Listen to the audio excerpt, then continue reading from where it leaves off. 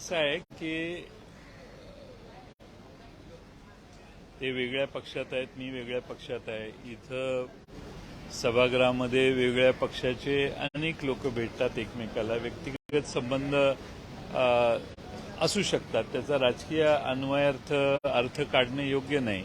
शेवटी राजकारण हे राजकारणाच्या जागेवर असतं आणि माझे महाराष्ट्रातल्या सर्व पक्षांमध्ये अनेक मित्र, चांगले संबंध आहेत. त्याचा अर्थ राजकीयदृष्ट्या काढणं योग्य आहे असं मला वाटत नाही. अगदी राज्याच्या सगळ्याच लोकांच्या बद्दल आता मी नाव घेऊन परत नवीन काहीतरी सुरू होईल. सगळ्यांचीच संबंध असतात, शेवटी ओळख प्रत्येकाची असते. त्यामुळं त्याचा राजकीय अर्थ काढण्याची काही आवश्यकता नाहीये. मी शरद पवार साहेबांच्या बरोबर ठामपणाने आहे. राष्ट्रवादी काँग्रेस पक्ष हा शरद पवार साहेबांच्या बरोबर आहे आणि त्यामुळं दुसऱ्या कुठल्या नेत्याच्या विषयी माझे व्यक्तिगत स्तरात झालेल्या चर्चा किंवा वेगळे विषय, म्हणजे ती काय राजकीय विषयच नव्हता, तो खाजगी दुसरा काहीतरी विनोद झाला आणि त्यामुळं तो प्रसंग घडला. त्याच्याविषयी त्याचा अर्थ राजकारणात आता सगळे एक झालेले आहेत असा गैरसमज करण्याची गरज नाही. शरद पवारांना जाऊन बाजूला आता अशी चर्चा सुरू झाली आहे की अजित पवार हे मुख्यमंत्री सुद्धा होतील आणि त्यावेळी आपले तटकरे यांच्यासोबतचे जे मैत्रीपूर्ण संबंध त्याच्यामुळे कुठेतरी नाही, असं आहे की आज नाही 30-35 वर्ष एकत्रित काम करणारी लोकांनी वेगळी मतं व्यक्त केली. वेगळ्या गटात कोणी कुठं इथं गेलं तिकडं गेलं तर त्याचा हा अगदी खाजगी स्वरूपाचा विनोद झाला त्यांच्याबरोबर आणि त्याचा राजकीय अर्थ म्हणजे राजकारणाचा आणि त्याचा कोणताही संबंध नाही. कितीतरी वर्ष एकत्रित असणारी विधानसभेत मी 35 वर्ष आता होतील मला पूर्ण. विधानसभेत अनेक लोक अशी आहेत की ज्यांच्याशी माझे व्यक्तिगत स्वरूपात वेगवेगळ्या गप्पा होतात, चर्चा होतात. त्याचा अर्थ राजकारणात काही दिशा कोणी बदलली आहे असा गैरसमज करून घेण्याची गरज नाही. शरद पवार साहेबांच्याशी आम्ही सगळे एकनिष्ठ आहोत, प्रामाणिक आहोत आणि त्यांची ते घालून देतील तीच दिशा असणार आहे आम्हाला. त्यामुळं सभागृहात उलट विधानसभेच्या आवारात आत अशा पद्धतीनं चोरून फोटो काढणारी जी व्यवस्था आहे ती जरा बंद झाली पाहिजे. मी हे कबूलच करतो. काय उघडच मी सगळ्यांच्या समोरच आमच्या दोघांच्यात विनोद झाला, त्यामुळे झाले. त्याची कोणताही राजकीय अन्वयार्थ काढू नये.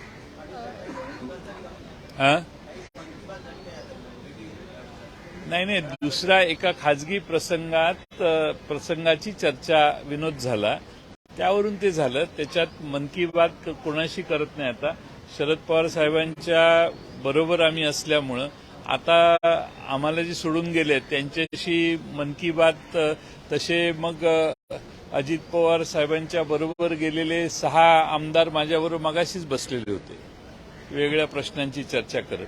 त्यामुळे या सभागृहात विधानसभेचं क्षेत्र जे आहे त्या ठिकाणी सगळेच सगळ्यांशी बोलत असतात.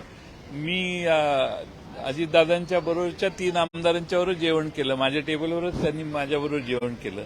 असं नसतं. शेवटी विधानसभेत आपली भूमिका, राजकारणातली आपली भूमिका आणि व्यक्तिगत स्तरावरचे संबंध हे फार वेगळे असतात. गळाभेट पुढून होते, ही मागून होती. तुम्ही म्हणालात की आम्ही शरद पवार साहेबांच्या सोबत एकनिष्ठ आहोत, म्हणजे एकनिष्ठ होते तेच तर घराबाहेर पडले, त्यांचं काय? जे एकनिष्ठ होते शरद पवार साहेबांच्या बरोबर तेच घराबाहेर पडले, त्यांचं? आता हा प्रश्न त्यांना विचारायचा, मी त्यांच्या वतीनं उत्तर द्यायचा माझा अधिकार त्यांनी काढून घेतलेला आहे.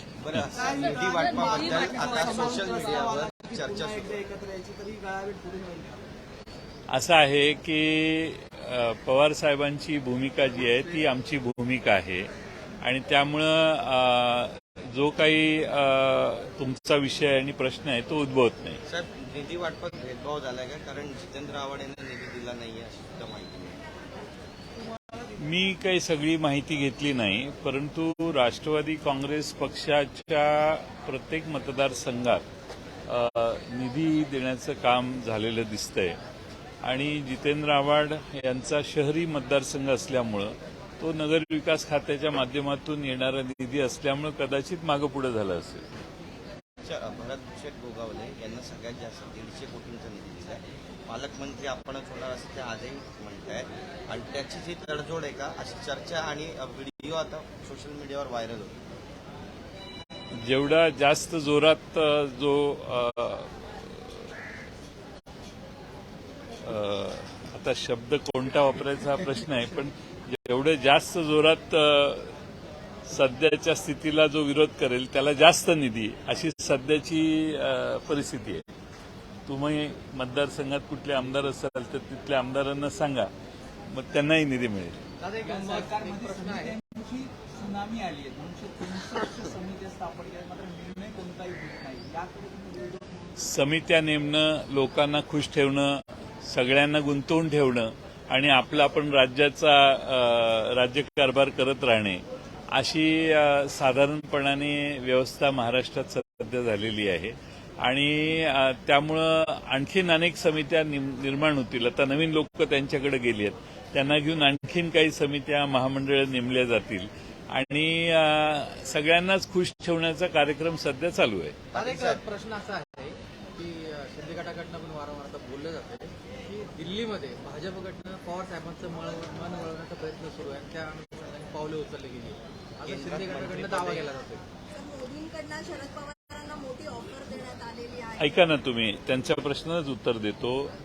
शिंदे गटांकडून तुम्हाला कळलेलं आहे की मोदींच्याकडून पवार साहेबांचं मन वळवण्याचं काम चालू आहे. आता शिंदे गटांचीच परिस्थिती काय आहे हे तुम्ही लक्षात घ्या. त्या बिचाऱ्यांना त्यांचं अस्तित्व टिकवणं या सध्याच्या मंत्रिमंडळात मुश्किलीचं झालेलं आहे. आता ते आणखीन काही दुसऱ्या गोष्टीकडे म्हणजे दुसरी माहिती देण्याच्या परिस्थितीत आहेत असं मला वाटत नाही. आणि प्रश्न राहिला तो पवारसाहेबांच्या भूमिकेचा, त्यांनी भूमिका स्पष्ट केलेली आहे. साहेब, याला जोडून एक प्रश्न आहे. कैलास गोरंट्याल आणि काँग्रेसचे माजी मुख्यमंत्री पृथ्वीराज चव्हाण यांनी एक भविष्यवाणी केली की 10 तारखेला एकनाथ शिंदे मुख्यमंत्री पदावर पायउतार होतील. 16 आमदारांमध्ये त्यांचं पण नाव आहे आणि अजितदादा पवार हे मुख्यमंत्री. कोण म्हटलं असं? पृथ्वीराज चव्हाण आणि कैलास गोरंट्याल काँग्रेस असं इथे येऊन बोलले. रूमवर बोलले. पुन्हा सांगतो, खाजगीत झालेल्या चर्चा मनावर अच्छा, मग ते त्यांना माहिती जास्त असेल कारण ते ज्येष्ठ आहेत, त्यामुळं पृथ्वीराज चव्हाण बाबांना जास्त माहिती असू शकते. त्यामुळं त्यांनी बाईट दिला असेल, त्यांची भूमिका मांडली असेल तर त्याचं खंडन करणं मला योग्य वाटत नाही. जर आणि तरवर शुभेच्छा द्यायच्या नसतात. एखादी घटना घडल्यानंतर त्याचा विचार करू. आज त्याची घाई करायची आम्हाला कोणतीही गरज नाही. आम्ही आमच्या जागेवर शांत आहोत. एक चर्चा अशी पण आहे मराठी होते राजकीय आकलन, त्यांचं ते म्हणतात माझं राजकीय आकलन असे सांगतात 10 ऑगस्ट असं नाही. त्यांचं राजकीय आकलन माझ्यापेक्षा मोठं असल्यामुळे त्यांच्या राजकीय आकलनाचा मी आदर करतो आणि त्यांना जी काही माहिती मिळाली असेल त्यावरून ते बोलत असतील. त्याबद्दल मी त्यांचं खंडन करण्याची माझी आवश्यकता आहे, असं मला वाटत नाही. आपका और सुनील तटकरे का एक वीडियो वायरल हो रहा है, उस वायरल वीडियो के बाद कई सारे कयास लगाए जा रहे हैं कि मैडम आपकी वो हमारे पास आने की संभावना है, ऐसा आपको कहना है? नहीं, ऐसा है कि ये व्यक्तिगत स्तर के ऊपर पिछले 30-35 साल साथ में हम सब काम कर रहे हैं. उनसे मेरी बातचीत होते हुए कुछ व्यक्तिगत स्तर पे कुछ जोक हुआ और इसीलिए वो चीज हुई. उसका राजकारण से या राजनीति से कोई लेना देना नहीं था. ये पूरी प्राइवेट किस्म की बात थी जो उनसे मेरी बात हुई और इसीलिए इसका राजकारण से संबंध जोड़ना ठीक नहीं है. और मुझे लगता है कि महाराष्ट्र के विधानसभा में मैं 35 साल मेरे को पूरे हो जाएंगे 2024 तक. तो 2024 ये 35 साल में महाराष्ट्र की विधानसभा के हर पार्टी के हर नेता के साथ मेरे बहुत अच्छे संबंध है। सवाल था कि फंड विधायकों वाले फंड मिलता था मला दावे कि अजित दादा इसमें मिलने के बाद अपने सभी विधायक उनको सभी फंड अलॉट किया है। लेकिन कांग्रेस और शिवसेना के विधायक नहीं, देखो दो चीजें हैं। बजट में प्रावधान करने के बाद रिलीज होना बहुत अहम बात होती है। फंड तो सबके लिए दिखाई दिए जा सकते हैं, लेकिन रिलीज किसको होते हैं, किसका काम होता है, वो आगे जाके उसके ऊपर निर्भर होता है। और उन्होंने अगर वित्त मंत्री के नाते कुछ प्रोविजंस किए होंगे तो जहां नहीं हुए उनका तो क्वेश्चन मार्क आएगा ही। वो उसी हिसाब से दानवे साहब वो कह रहे हैं। क्या आप इस बात से सहमत हैं सर कि जो विपक्षी दलों में जो विधायक हैं उनको फंड नहीं मिल रहा है? नहीं, ऐसा है कि राष्ट्रवादी कांग्रेस, मुझे ऐसा दिखाई दे रहा है कि अजीत पवार जी ने उनके साथ जो विधायक है उनको तो निधि दिया है, और बाकी जो कॉन्स्टिट्यूएंसीज है राष्ट्रवादी जहां लड़ती है वहां भी उन्होंने फंड दिए हैं।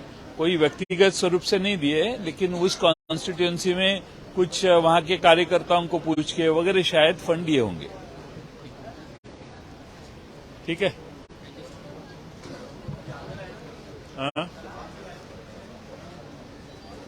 तुम्ही जोपर्यंत माझ्याबरोबर आहे तोपर्यंत आलबेल आहे, तुम्ही बाजू सोडू नका माझी।